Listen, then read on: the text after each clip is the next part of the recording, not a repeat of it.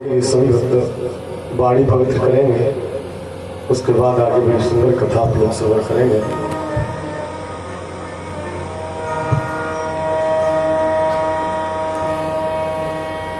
श्री कृष्ण गोविंद हरि मुरारे, हे नाथ नारायण वासुदेवा। श्री कृष्ण गोविंद हरि मुरारे, हे नाथ नारायण वासुदेवा।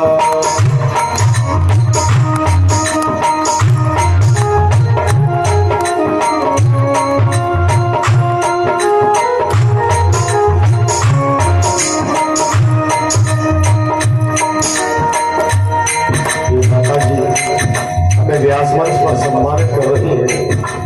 भगवानों ने सदा कृष्ण की राधे कार्यक्रम हमेशा दान की तरफ बातें करते हैं। श्री कृष्ण गोविंद हरि मुरारे, हे नाथ नारायण वासुदेवा। कृष्ण गोविंद हरि मुरारे, नाथ नारायण वासुदेवा। हे नाथ नारायण वासुदेवा, हे नाथ नारायण वासुदेवा। हे नाथ नारायण वासुदेवा, हे नाथ नारायण वासुदेवा।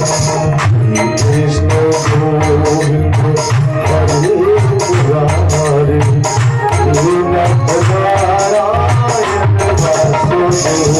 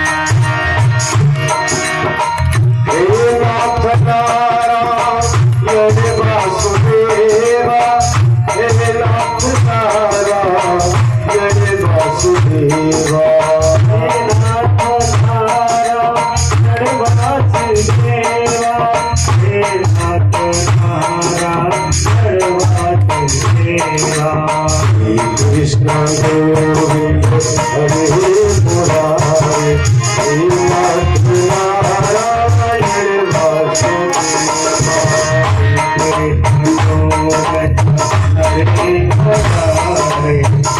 नाथ नारायण वासुदेवा। अटक रहा हूँ मैं प्रेम भर से, कृपा करो हे देवा।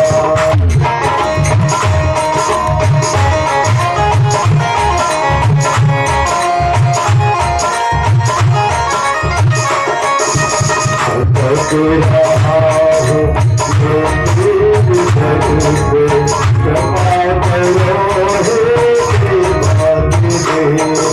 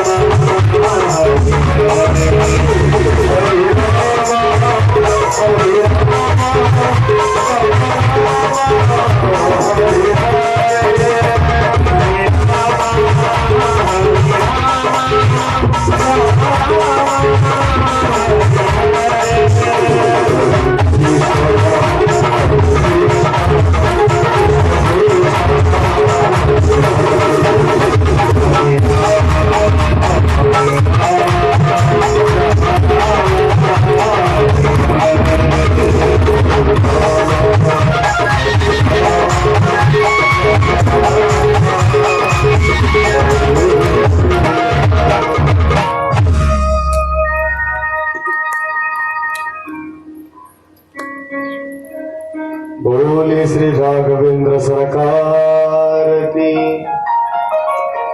श्री हनुमान जी महाराज की। अनंतानंत कोट ब्रह्मांड नायक अकारण करुणा वरुणालय श्री राघवेंद्र सरकार के चरणों में मेरा कोट कोट प्रणाम।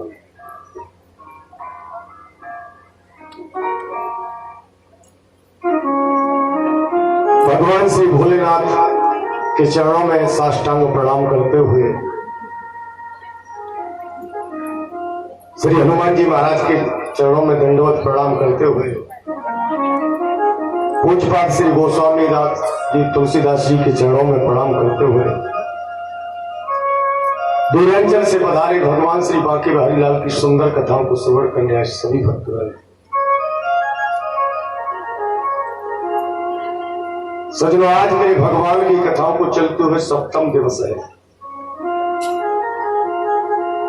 आप लोग बड़े प्रेम से कथा प्रसंग श्रवण कर रहे हैं। कल आपने बड़ी धूमधाम से मेरे भगवान के विवाह का उत्सव श्रवण किया था। मेरे भगवान राम और सीता का विवाह आप लोग इस पांडाल में श्रवण कर रहे थे। आज जैसे ही मैया सीता ने माला डाली मेरे भगवान राम के, आज महाराज जनक ने जैसे ही देखा, बोले इन्होंने धनुष तोड़ दिया, तो अयोध्या के लिए महाराज दशरथ के लिए एक पत्र भेजा है। महाराज आप बारात लेकर आइए। और जैसे ही महाराज दशरथ ने पत्र पढ़ा, महाराज दशरथ बारात को लेकर जनकपुर में पहुंचे।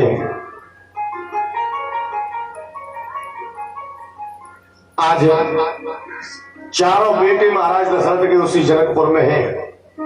पूरे जनकपुर में अयोध्यावासी सब इकट्ठे हैं। बड़ी धूमधाम से विवाह महोत्सव हो रहा है और इधर ये छोटे छोटे कार्यक्रम चल रहे हैं जनकपुर में। आज मेरे भगवान का विवाह हुआ, तो विवाह के बाद नंबर आयो उमर कलेवा को। लड़का जाता है ना अंदर कमरे में, लड़का लड़की दोनों जाते हैं, तो कछु सखियां भगवान राम से मखौल करने लगी।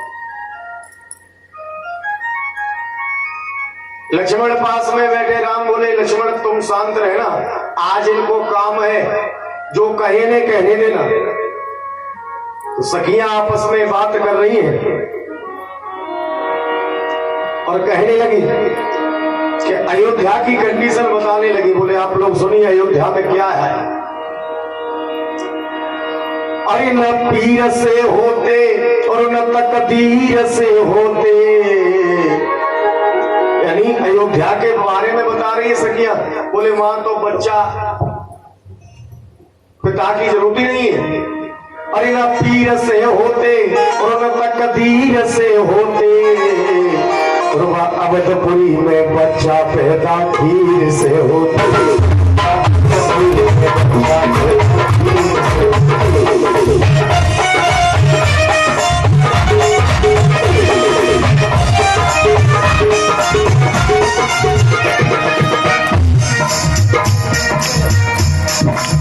सभी सखियां मखौल करने लगी। बोले अवधपुरी में पिता की जरूरत नहीं है, केवल माताओं को खीर खिलाओ और बालक पैदा है जाए। यही महाराज दशरथ के यहाँ चारों बालक खीर से ही तो पैदा हुए थे, इसलिए मखौल कर रही। न खीर से होते खीर से होते, अवधपुरी में बच्चा पैदा खीर से होते।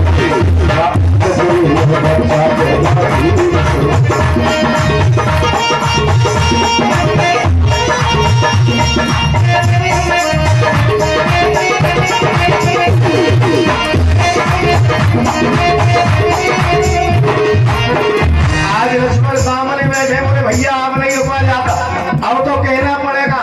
तो एकदम लक्ष्मण बोले भैया अरे चलो ठीक है, हमारे यहाँ खीर से बालक पैदा कम से कम मातन की तो जरूरत पड़ी, लेकिन या जनकपुरी की कंडीशन तो मैं बता, यहाँ तो मातन की भी जरूरत नहीं है। न चोर कर होती न शेर कर होती, न चोर कर होती न शेर कर होती,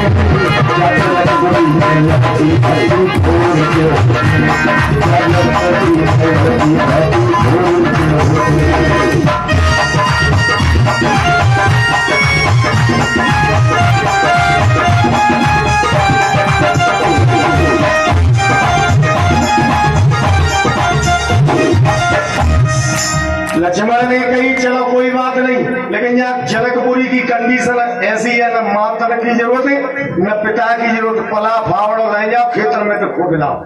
यहाँ तो खेतर में जमीन में निकलती है लड़कियां, क्योंकि सीता जमीन से निकली थी।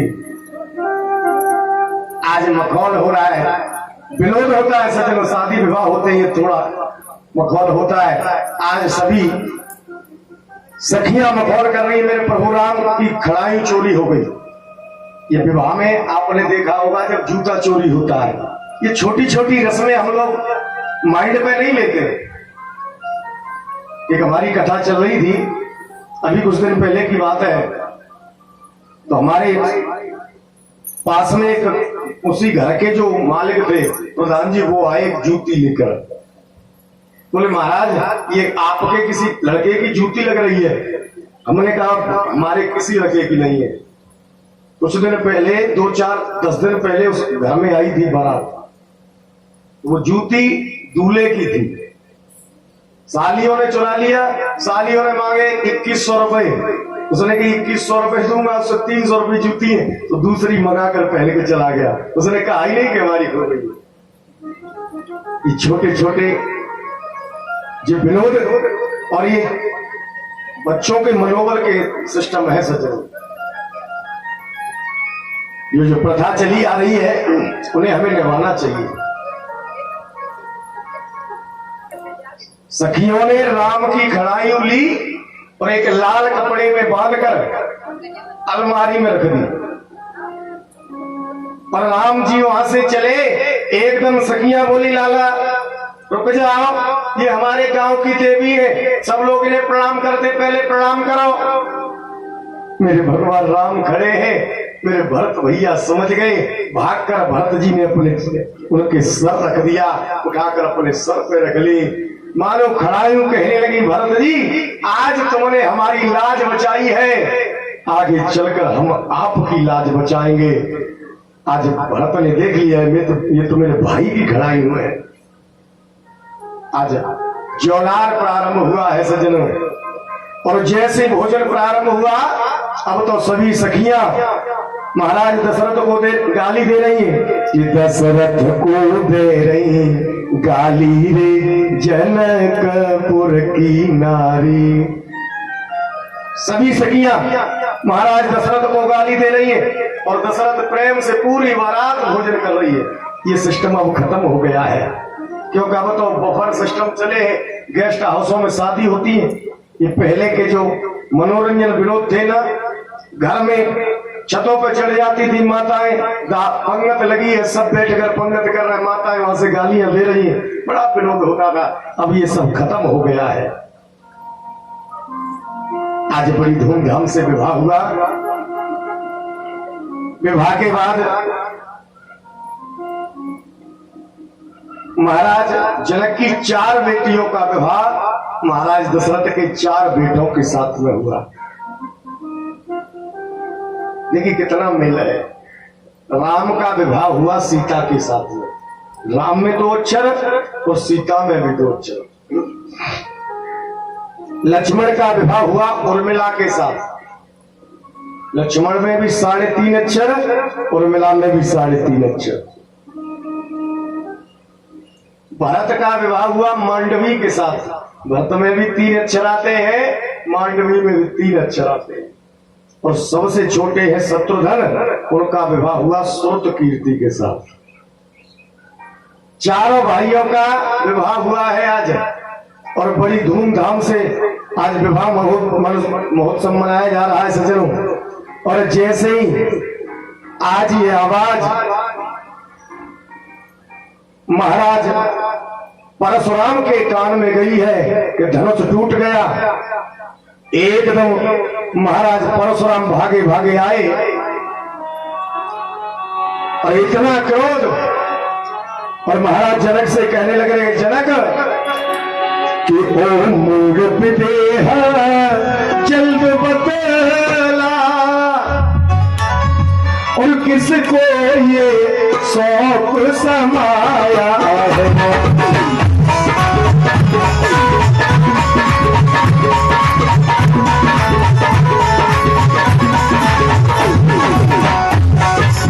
आज परशुराम कहने लगे, जनक ये धनुष किसने तोड़ा है? जिसने ये धनुष तोड़ा है आज मेरे हाथों से जीवित नहीं बचेगा। कि ओ मूल पीछे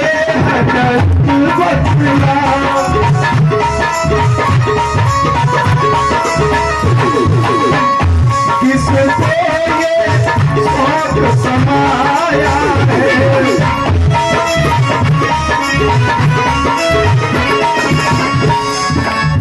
कि जय माल डाल कर, कि जय माल डाल कर तेल पाल किस भट का काल बुलाया है।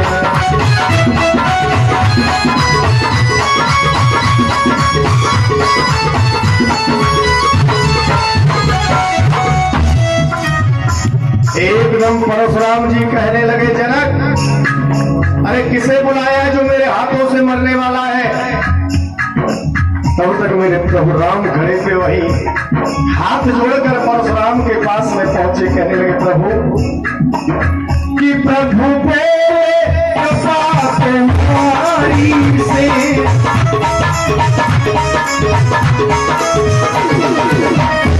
यह पूरी हुई प्रतिज्ञा है।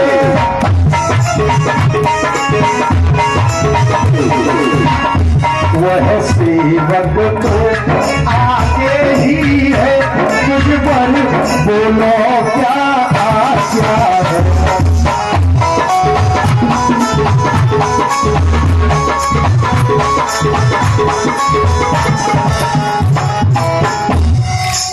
आज एकदम मेरे प्रभु राम हाथ जोड़कर बोले, प्रभु आपका सेवक आपके सामने खड़ा है, आपकी कृपा से मैंने धनुष उठा दिया, अब आदेश करिए क्या आज्ञा है। और जैसे ही मेरे प्रभु राम को देखा एकदम परशुराम का क्रोध शांत हो गया। कथा तो बहुत विस्तार से है, लेकिन कथा छोड़नी ही पड़ती है, क्योंकि इतनी कथाएं लगातार करते रहो तो महीने तक कथा पूर्ति नहीं होती। आज लक्ष्मण परशुराम संवाद हुआ, उसके बाद मेरे भगवान लगातार सजनों 28 दिन तक बारात रखी है। जब भी महाराज दशरथ कहते हैं ना महाराज जनक से, महाराज अब तो आप हमारी विदा कर दीजिए, तो महाराज जनक मना कर देते हैं। आज 28 दिन हो गए। आज मेरे प्रभु राम ने कह दिया, पिताजी अब तो आप हमें विदा कर दीजिए।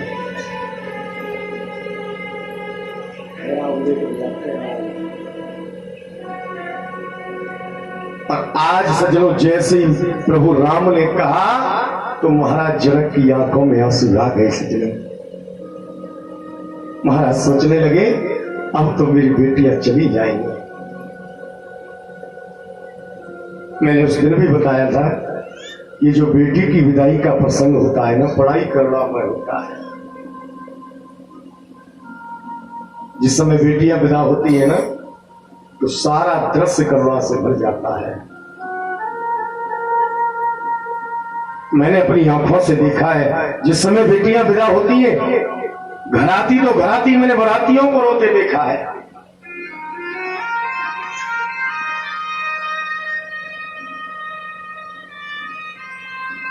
उस बूढ़े बाप को देखिए, मान लीजिए कोई बूढ़ा बाप है, बेटी की मां नहीं है, वो बूढ़ा बाप अपनी बेटी की किस तरह विदा करता है।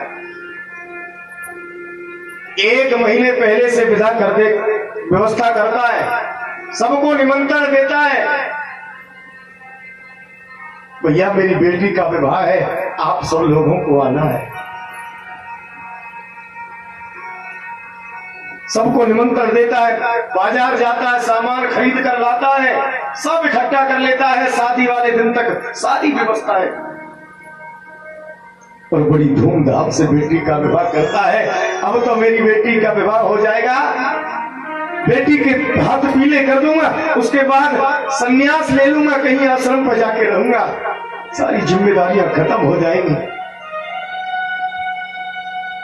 और जब बेटी का विवाह करता है, बड़ी धूमधाम से बारात का सम्मान करता है, परिवार वाले मिलकर बेटी का विवाह कराते हैं। और जब विदाई का नंबर आता है ना, तो वो बूढ़ा बाप एक पेड़ के पीछे छुप के रोता है।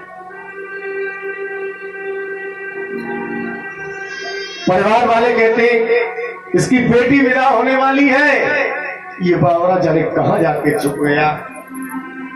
और जाकर 2-4 लोग जाकर देखते हैं तो वो बूढ़ा बाप एक पेड़ के पीछे बैठा बैठा रो रहा है।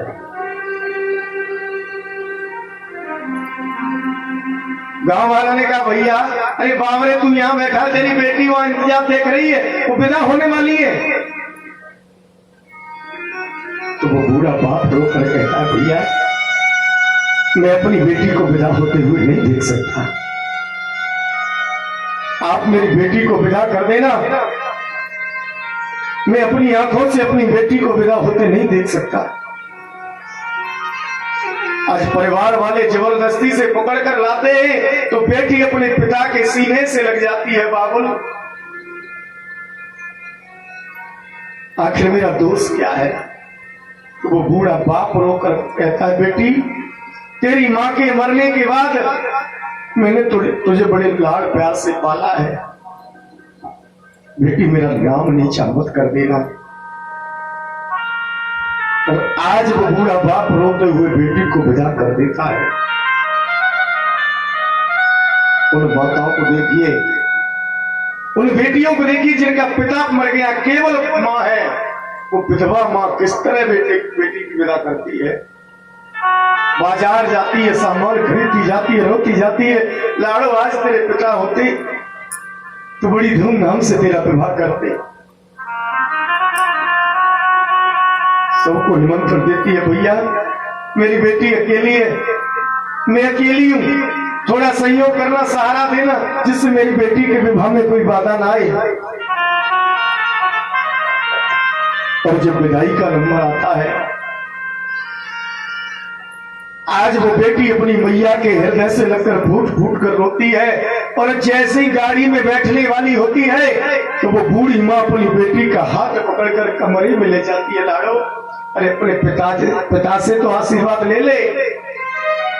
सामने टंगी है पिता की तस्वीर, और जैसे ही देखा आज बेटी रो रही है, बाबुल आज क्या तुम मुझे विदा नहीं करोगे?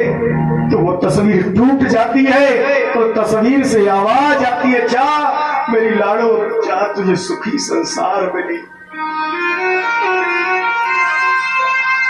और वो माँ अपनी बेटी को सीने से लगा लेती है। और जैसे ही माँ रोना प्रारंभ करती है तो वो बेटी अपनी माँ को चुप कराती है। माँ अरे तू क्यों रोती है? कि मैं गुड़िया तेरे आंगन की, मैं गुड़िया तेरे आंगन की, मैं गुड़िया।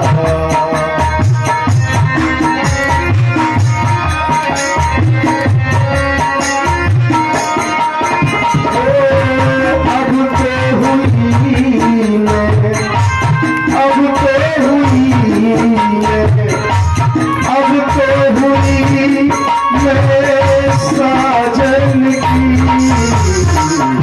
मैं गुड़िया तेरे आंगन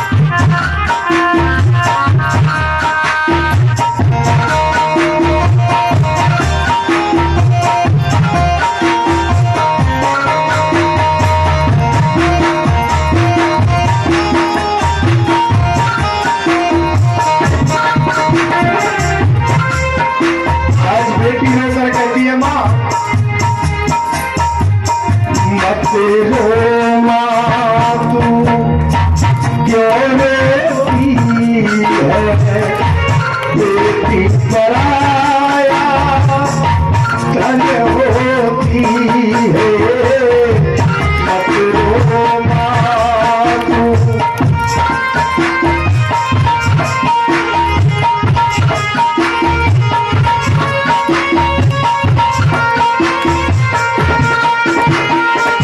उन्होंने अपनी बेटियों को विदा किया है, वो जानते हैं कि बेटी की विदाई में कितना दर्द होता है। आज जैसे ही विवाह होता है, मालूम पड़ जाए कि अब तो 10-15 मिनट बाद विदा का नंबर है, तो छोटा भाई एक कोने में पकड़ रहा होता है, माँ एक कमरे में बैठी है, बूढ़ा बाप एक तरफ चला जाता है। 15-20 मिनट पहले से ही पूरे घर में शोक सा छा जाता है जब बेटियों की विदा होती है।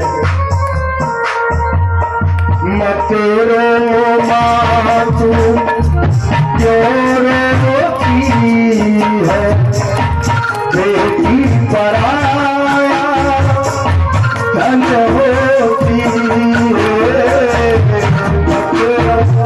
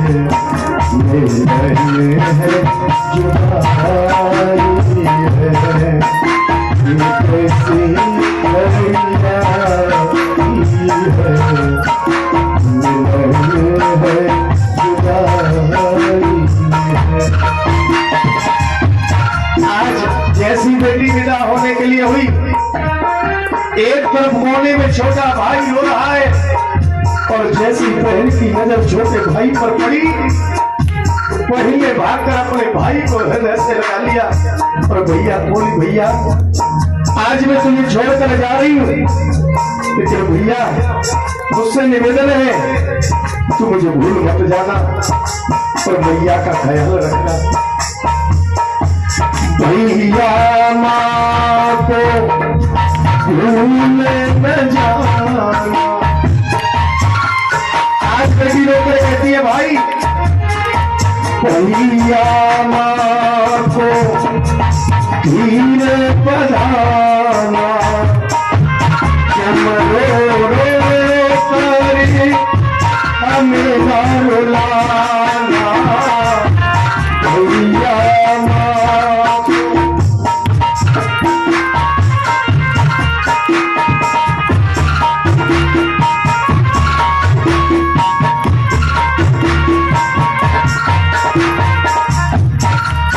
सौगंध मेरे असुर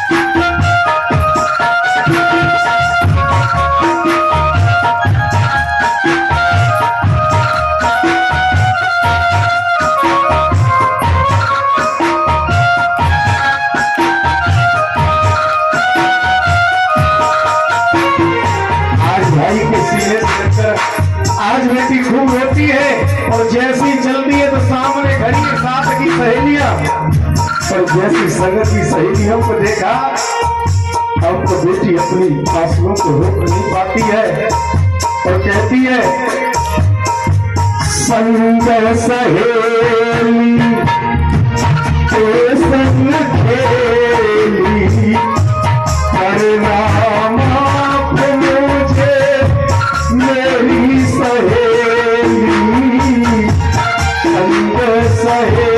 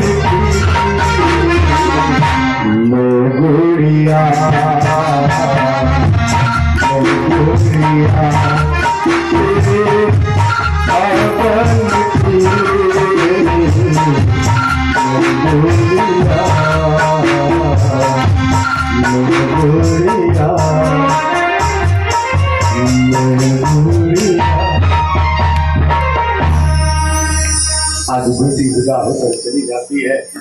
आज महाराज जनक ने अपनी चारों बेटियों को महाराज दशरथ के चारों बेटों के साथ में विदा कर दिया। ये कैसी घड़ी आई है, मिलन है जुदाई है। आज महाराज जनक रोते रह गए, घर सूना रह गया। चारों बेटियां महाराज दशरथ के यहाँ विदा होकर चली गई। और एक बात कहूंगा, जब बेटियों को विदा करो ना माता और भाई, तो बेटियों के अंदर अच्छे संस्कार डालकर भेजिए, तो दूसरे कुल को भी रोशन करें। मैंने देखा है अक्सर नई नई रिश्ते ज्यादातर टूटते देखा है, वो सिर्फ और सिर्फ कारण होता है मायके पक्ष के लोग। इन मायके से बेटी के अंदर सास को तो ऐसा आइटम बम बना के भेजते हैं कि सास से कभी बनती नहीं उसकी। जब बेटी को भेजो तो समझा कर बेटी वो भी तेरी एक मां है। लेकिन आजकल कहां, पहले की माताएं भेजती, बेटी ससुरी में रहियो पिरान बन के अपने ससुरे की पगड़ी की और शान बन के, बेटी ससुरी में रहियो परान बन के। सभी माताएं बेटियों को समझाकर भेजती थी, लेकिन आजकल बड़ी गड़बड़ है। आजकल तो कह देती बेटी कि बेटी ससुरी में रहियो तू डॉन बन के। गाँव मत डरबियो, और कोई न माने तो फोन कर दिए, एक फोन पे सब वहां से भर लाएंगे, और तो न माने तो ले सल्फास की गोली सल्फास खा के मर जाइए, पर 15-20 लाख तो हम ले लिए, उनसे ले ले। तो ये संस्कार नहीं डालने चाहिए। बेटियों का घर बनाने में माँ बाप की भी भूमिका होती है, मायके पक्ष वालों की भी भूमिका होती है। एक बेटी का विवाह होके गया और जब ससुराल पहुंची तो सास और वो दोनों एक दूसरे से बनती नहीं। देखिए गर्म और ठंडा जब मिलते हैं तो लाइट जलती है, और दोनों गरम गरम मिल जाए तो ब्लास्ट हो जाता है, वोल्ट हो जाता है। तो एक को तो ठंडा होना पड़ेगा, और सास भी गर्म मिजाज और बहू उससे भी ज्यादा गर्म मिजाज, तो परिवार चलने वाला नहीं है, रोज झगड़ा होता है। अब तो लड़की ने अपने पिता के पास फोन किया, पिताजी आपने मुझे ऐसे घर में कर दिया है,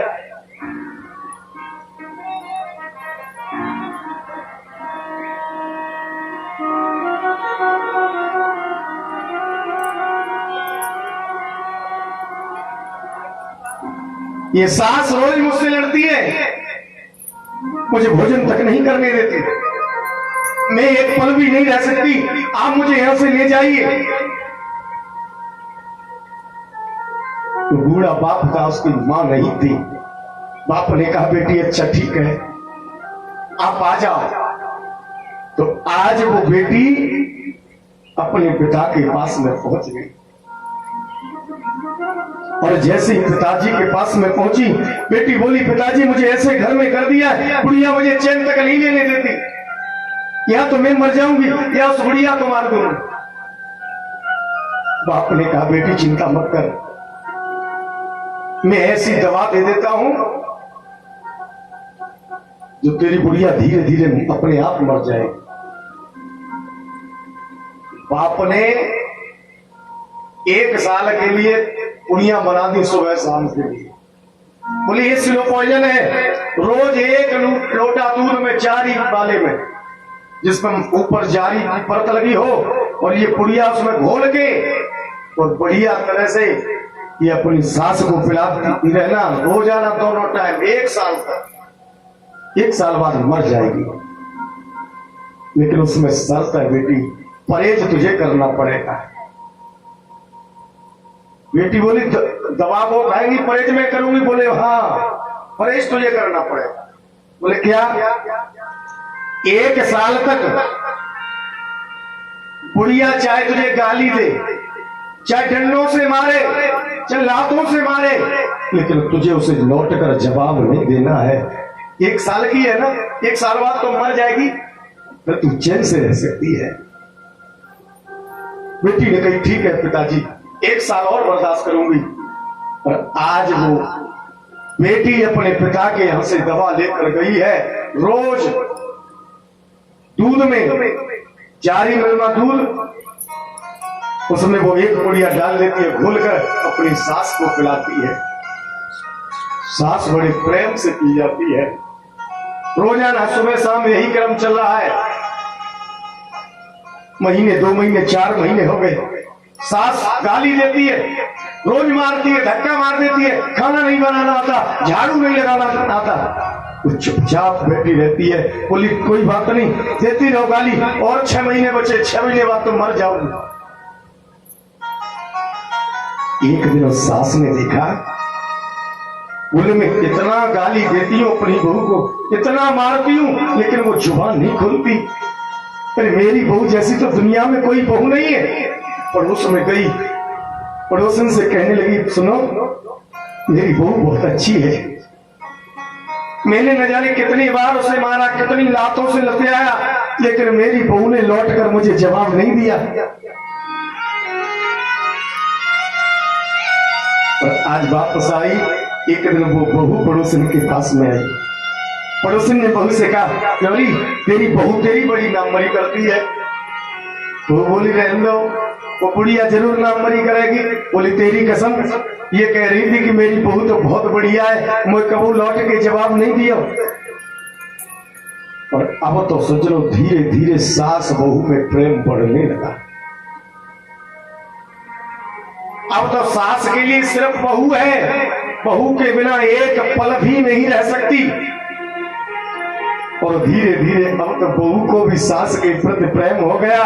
अब तो सास बहू दोनों एक दूसरे के साथ ही खाते, साथ ही रहते। अब तो केवल 8-10 दिन की पुड़ियां बाकी है। अब तो बहू रोने लगी, रोकर अपने पिता से फोन किया, पिताजी मुझे मेरी सास चाहिए, ये सास नहीं है तो मेरी माँ है, इनके बिना मैं जी नहीं पाऊंगा। बूढ़ा बाप बोला, बेटी चिंता मत कर, मैं तेरे घर आ रहा हूं। और आज जैसे बूढ़ा बाप आया तो बेटी हाथ जोड़कर पिता के सामने बैठ गई। बाप बोला, मुझे तेरी धन दौलत कुछ नहीं चाहिए, ये सब ले जाओ, लेकिन मुझे मेरी माँ चाहिए, ये तो मेरी माँ से भी बढ़कर है, मुझे इतना प्यार करने वाली सास मिली है। उस बूढ़े बाप ने अपनी बेटी को उठाया, बेटी चिंता मत कर, तेरी सास मरने वाली नहीं है, मैंने इसमें जहर नहीं, मैंने तो मिश्री घोल के दी थी और तेरा मुंह बंद करा दिया था कि तू 1 साल तक जवाब नहीं देगी।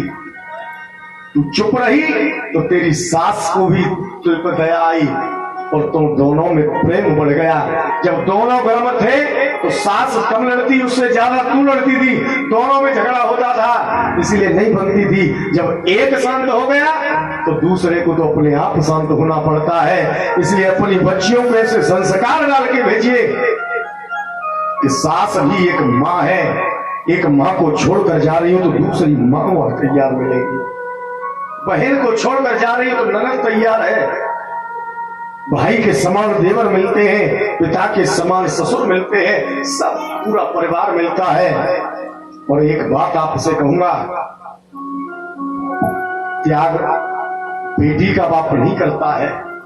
कहते ना, अब तो हमने बेटी का कन्या दान कर दिया।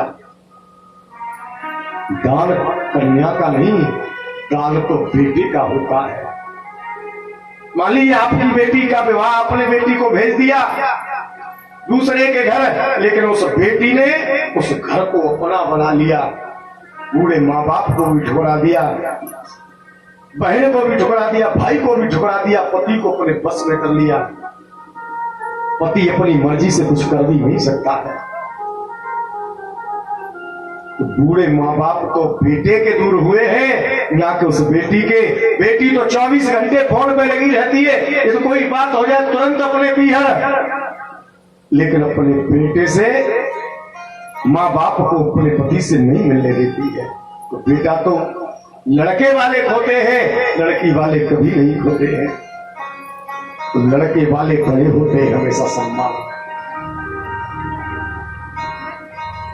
आज सीता जी और सभी चारों बहनें सज्जनों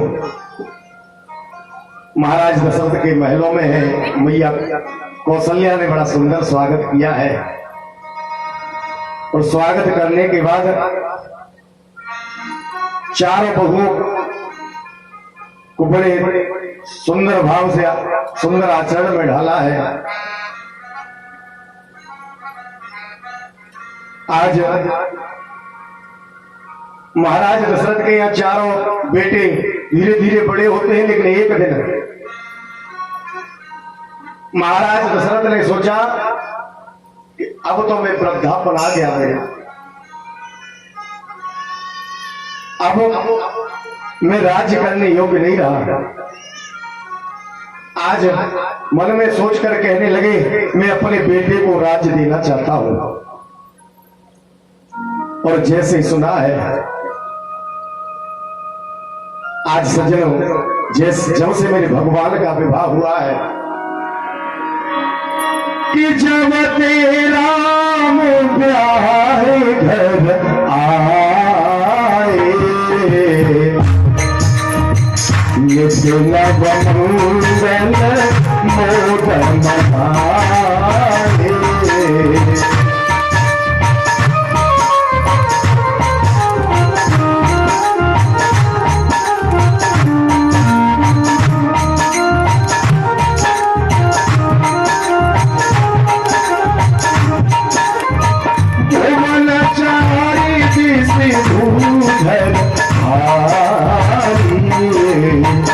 सुप्रत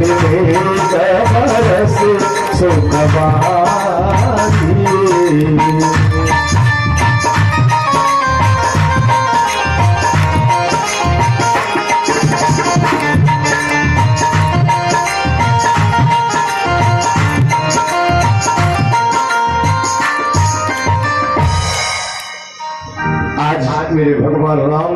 लक्ष्मण भक्त शत्रुघ्न बड़े प्रेम से रहते हैं।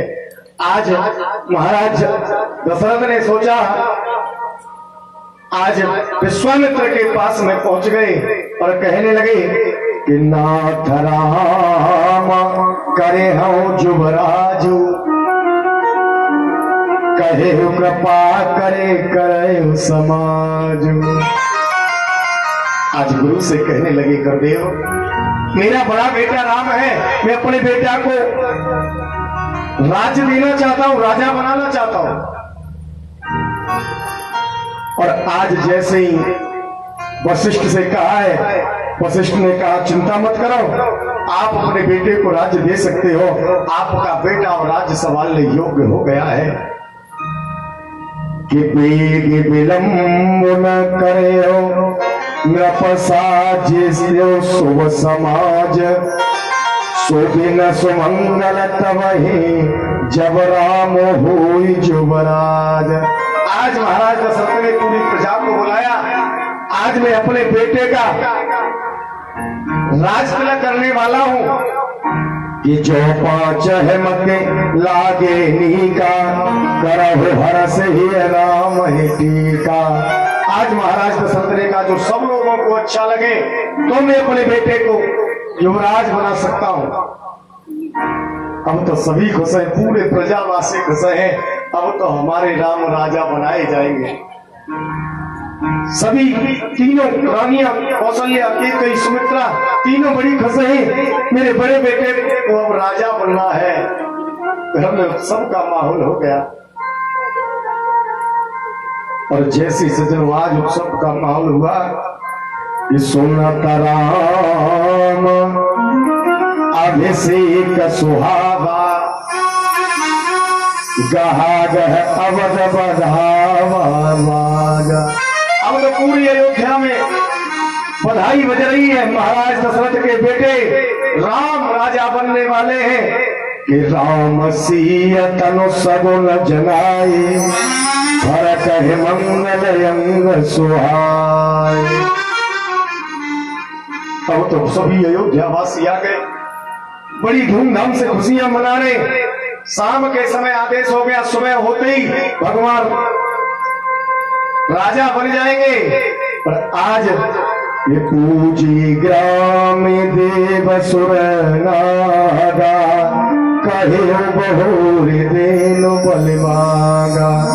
आज सभी देवी देवताओं का पूजन किया है और पूजन करने के बाद आज शाम का समय हो गया। सभी सखियां खुशी मना रही है, मंगल गा रही है कि राम राज अभिषेक सुने,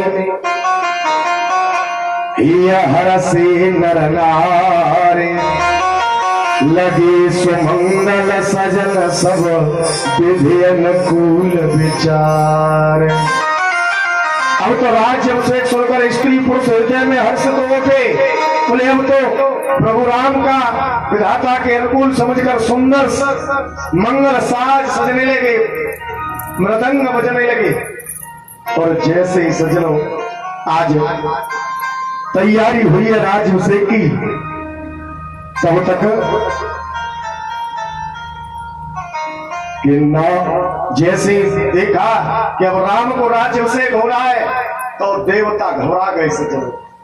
अब तो देवताओं के मन में हलचल मच गई, बोले यदि राम को राज्याभिषेक हो गया तो ये राक्षस रावण मरने वाला नहीं है, अब कुछ करिए। तो सभी देवता भागे भागे मैया सरस्वती के पास में पहुंचे, मां अरे कुछ कृपा करो ना। आज सभी देवता पहुंचे हैं कि बेपते हमारी बिलो के बड़े, मां तो करे सुआज, राम राज बन राज तजे, कोई सकल सुर काज। यदि राम राजा बन गए तो देवताओं का कार्य नहीं हो सकता। और आज सभी देवता कहने लगे आप जाओ किसी तरह इस राम राज्य को रोक दीजिए। मैया सरस्वती ने कहा देवताओं अरे तुम्हें तो दूसरे का हित अच्छा ही नहीं लगता है, देवताओं ने पैर पकड़ लिए, मां हमें दूसरे का हित हमेशा अच्छा लगता है, लेकिन यदि आज मेरे प्रभु राजा बन गए, राज्य को संभाल लिया, तो फिर ये कभी रावण को नहीं मार पाएंगे। इसलिए आप कछु कृपा करिए। तो आज सज्जनों मेरे भगवान देवताओं की सुनकर मैया सरस्वती चली और आज मंथरा की जुबान पर बैठ गई कि नाम मंथरा मंदमते चेरी के कई केरे आज सब पिटारी ताहे करे गई गिरा मत फेरे।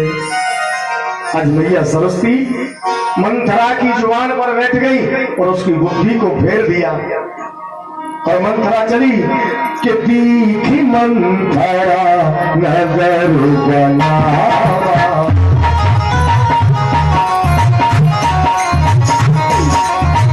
मंजुल मंगल काज बढ़ावा।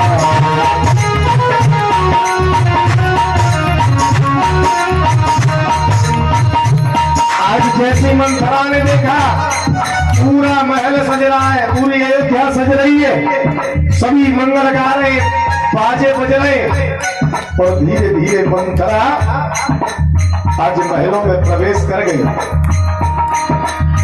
पूछे ले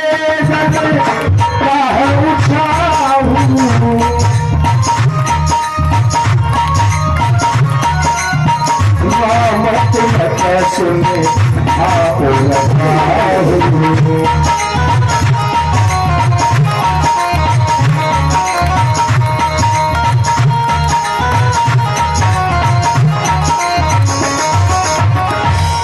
आज मंथरा सबसे पूछ रही है, भैया अरे क्या बात है, आज इतना उत्सव क्यों है? और जैसे ही देखा लोगों ने कहा तुझे नहीं मालूम, सुबह हमारे राम राजा बनाए जाएंगे। और जैसी मंथरा ने सुना कि मंथरा केकई की दासी थी सजन, और जैसे राम राजा बनने का नाम लिया,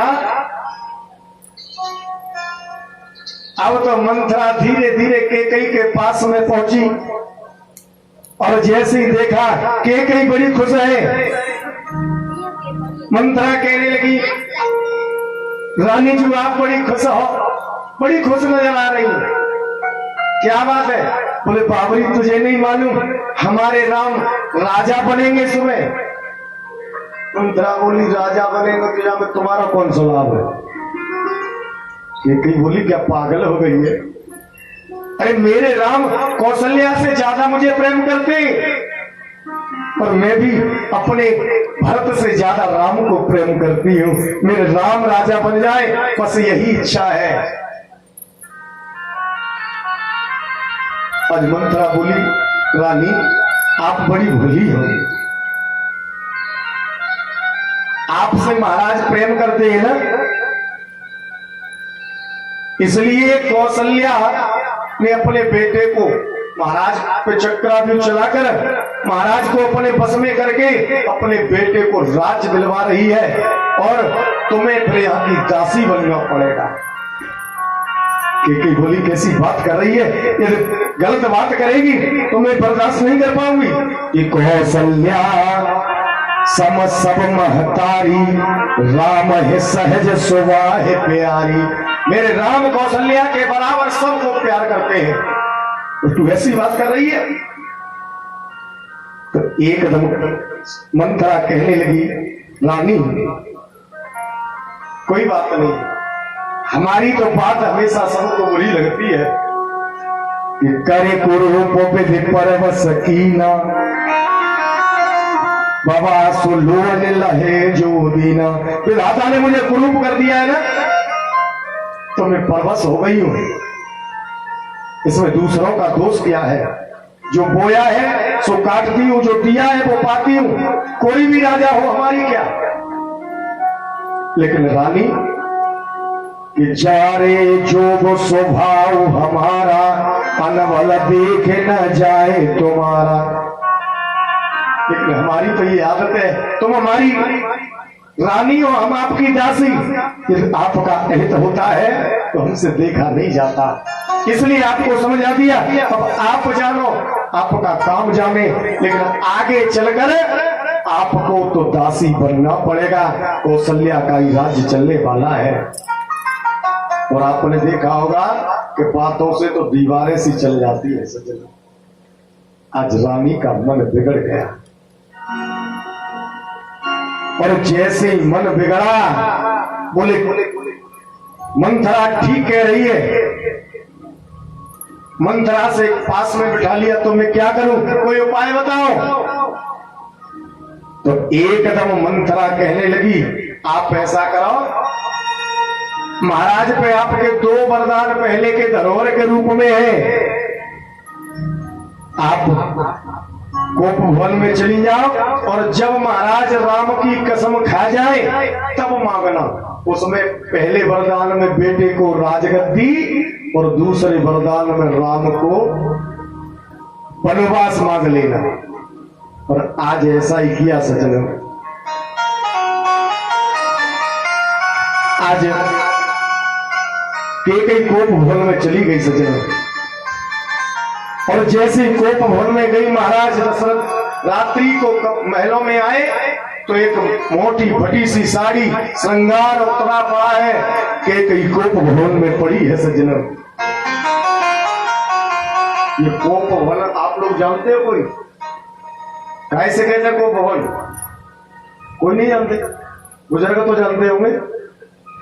रूठना महल आजकल बनना बंद हो गए ना, इसलिए पूछ रहा हूं। पहले बन गए थे, अब बंद हो गए।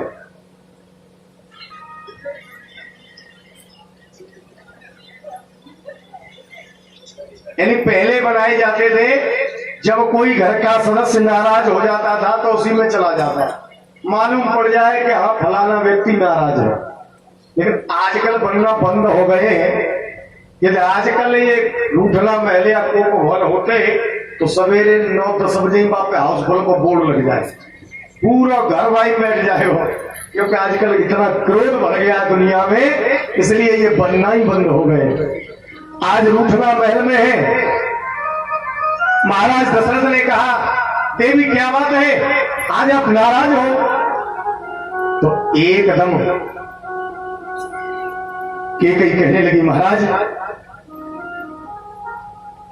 मेरे 2 वरदान आपके पास रखे हैं, धरोहर है, मैं उन वरदानों को मांगना चाहते हूं। महाराज दशरथ कहने लगे, बाबरी, अरे 2 क्या 4 वरदान मांग लो। आज मेरे प्रभु राम का राज्याभिषेक होगा सुबह, इतनी खुशी है कि जो मांगोगी वो दे दूंगा।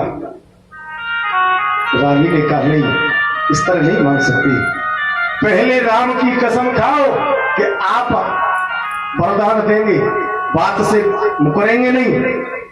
तो संत ने कहा, कैसी बात कर रहे हो, रघुकुल रीत सदा चले आई, प्राण जाए पर वचन न जाई।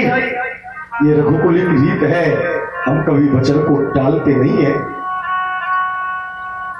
तो एकदम कैकेयी ने कहा, पहले आप राम की कसम खाओ। और जैसे ही महाराज दशरथ ने राम की कसम खाई, कैकेयी ने कहा, महाराज कि तू वरदान भूपसन हाथी,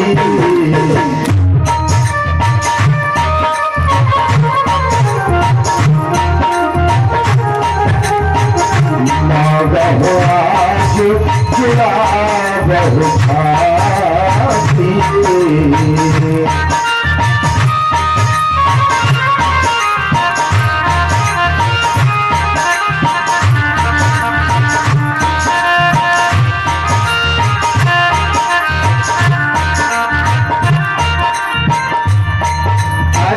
कहने लगी, मेरे 2 वरदान हैं, वो मैं मांगना चाहती हूँ।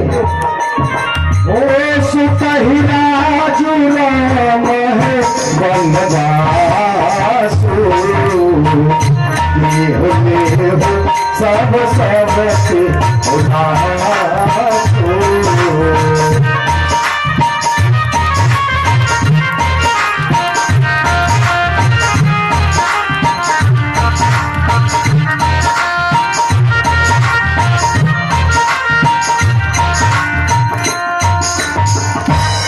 आज कैकेयी कहने लगी महाराज मुझे और कुछ नहीं चाहिए, पहला वरदान चाहिए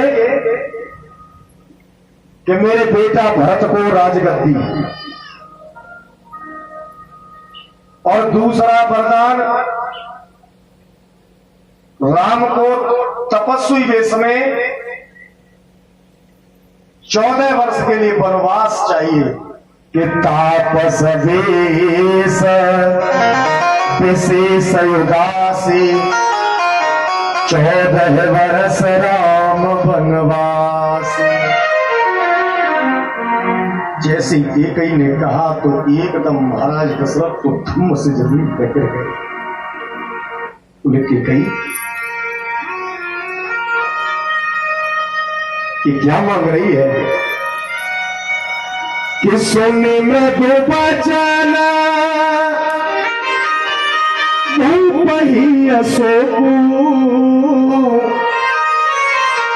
शशि कर छुअत दिलक जिमको। देवी ये क्या मांग लिया? आप भरत को राजा बनाना चाहती है, अच्छी बात है, राज दिया, लेकिन मेरे प्राणों को वन में भेजना चाहती हो। देवी माफ करना, मेरे राम को वनवास मत भेजिए कि माँ के हाथ मोद लोचन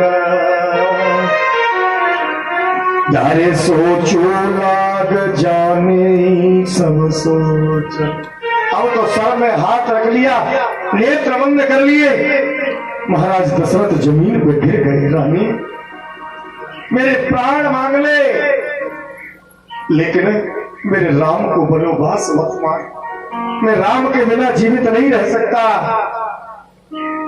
ये कहीं कहने लगी नहीं, मुझे तो भरत को राजगद्दी और राम को वनवास चाहिए। देना चाहते हो तो दो। रवि कह रहे थे रघुकुल रीत सदा चले आई, प्राण जाए पर वचन न जाई। अब कहां गया तुम्हारा वचन? अब तो महाराज दशरथ जमीन पर गिर गए। राम से भी कैसे कहने कि बेटा तू वन में चला जा। सुबह हुआ, महाराज दशरथ की आंखों में आंसू चल रहे, गर्दन नीचे को है। मेरे प्रभु राम चरणों में हाथ जोड़कर बैठे, पिताजी क्या बात है? तो कैकेयी बोली तुम्हारे पिता ने मुझे वरदान दिया है, मेरे बेटे को गद्दी और तुम्हें 14 वर्ष का वनवास। और जैसे ही मेरे प्रभु राम ने सुना, चरणों में सर रख दिया। पिताजी आपकी आज्ञा स्वीकार्य है, जो भी आप आज्ञा करेंगे उसे मैं पालन करूंगा। और आज जैसे ही मेरे प्रभु राम खड़े हुए, सामने खड़े थे लक्ष्मण, यदि भैया जाएंगे तो मैं भी साथ जाऊंगा। राम ने मना किया, लक्ष्मण आप मत जाइए ना, मेरे लिए वनवास है। लक्ष्मण ने कहा नहीं भैया, आप जहां रहेंगे वहीं तुम्हारा दास रहेगा। और जैसे ही चले तो सीता चरणों में बैठ गई। स्वामी जब आप जा रहे हो तो मेरा फिर यहां पर कौन है? अब तो मैं भी आपके साथ चलूंगी। और आज सज्जनों तीनों प्राणी चले हैं। मेरे महाराज दशरथ की तो आंखों में आंसू चल रहे हैं। वो मेरा राम हाय वन को जा रहा है। महाराज दशरथ रो रहे हैं, बेटा राम तेरे बिना मैं जी नहीं सकता। ओ मेरा राम हाय वन को जा रहा है। संघर्ष के अयोध्या की सब शान जा रही है। एक राम की विरह में मेरी जान जा रही है। एक राम की विरह में मेरी जान जा रही है। आज दशरथ रोने लगे, एकदम घबराने लगे। और एकदम जैसी रोए तीनों रानियां पास में कौशल्या से कहने लगे, कौशल्या आज मुझे एक बहुत पुरानी बात याद आ रही है। और होकर बोले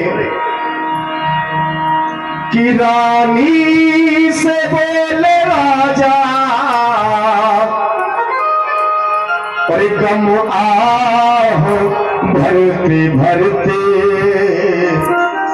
और एक बात याद आई ओ रानी मरते मरते एक बात याद आई ओ रानी मरते मरते।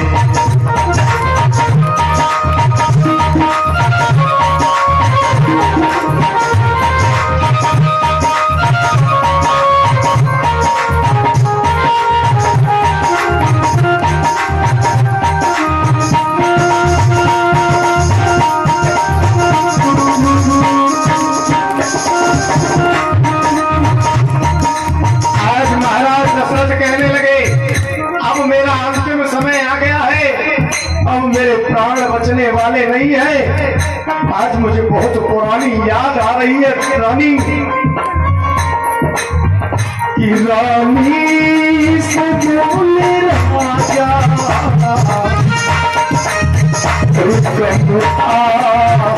मरते मरते एक बात याद आई ओ रानी मरते मरते एक बात याद आई ओ रानी मरते मरते।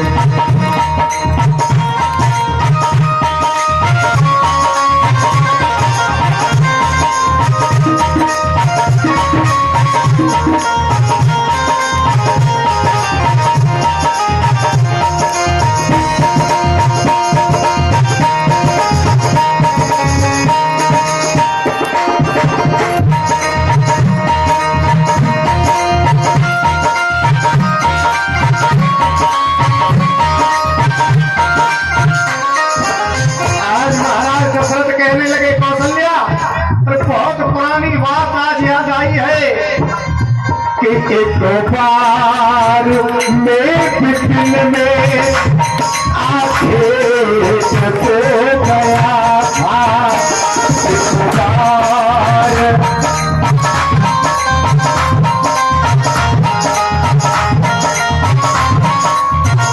एक बार मैं शिकार खेलने के लिए जंगल में गया था और शिकार खेलते खेलते सरयू के किनारे पर पहुंच गया था। एक बार में बिपिन में आके सो गया था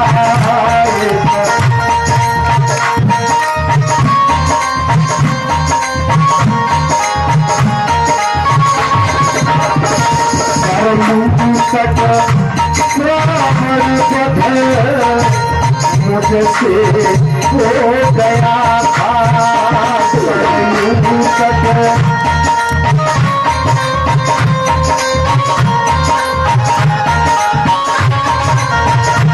मैंने शिकार खेलते खेलते सरयू के किनारे पहुंचा तो अंधी अन्नाओं का एक बेटा, उसका नाम था सवर, पानी भर रहा था। मैंने समझा पानी की कलकल आवाज से कि ये कोई हिरन है और मैंने जैसे ही वो शब्द भेदी बाण छोड़ा उस श्रवण के सीने में लगा तो मेरे बाण से वो श्रवण मर गया। सरयू सच मुझसे हो गया था।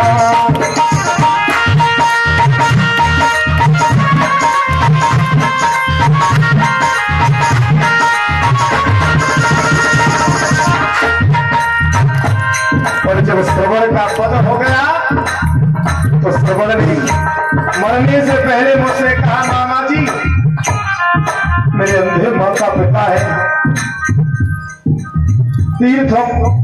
तीर्थ कराने ले जा रहा था, प्यास के मारे दम जा रहा है, आप जाकर मेरे माँ बाप को पानी पिला देना। और जब मैं पानी लेकर गया, मैंने धीरे से कहा पानी पी लो। उन्होंने कहा आप कौन है? मैंने कहा मैं आपका बेटा श्रवण। बोले मेरे बेटे की आवाज नहीं, तो मुझे बताना पड़ा कि तुम्हारा बेटा मेरे बाण से मर गया है। और जैसे ही कहा और अंधी अंधाओं ने मुझे श्राप दे दिया कि दिया श्राप अंधी अंधा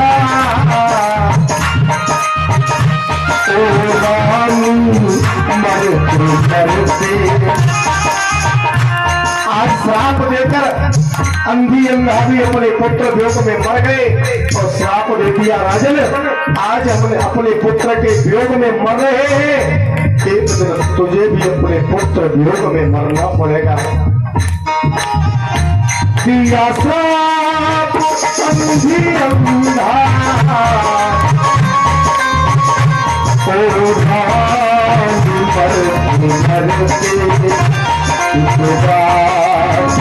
याद